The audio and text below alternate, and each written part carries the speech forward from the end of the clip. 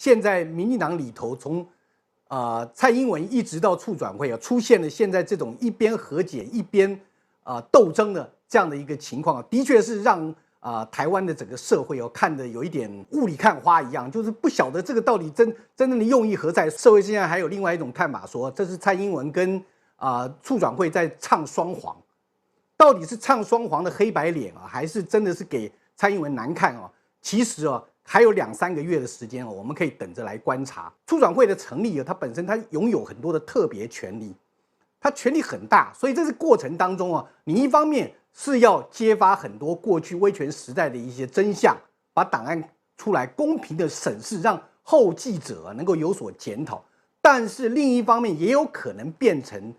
整肃这个敌人跟打击异己的一个工具所以稍一不慎的话，更何况现在我们已经看到这个促转会里头内部的人派系的倾轧跟那个过程当中很多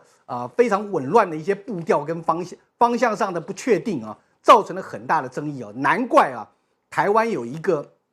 叫做民间真相促进委员会他用了一些形容他说现在的促转会已经变成了消费死人欺骗活人、榨取选票的一个御用机构。那如果促转会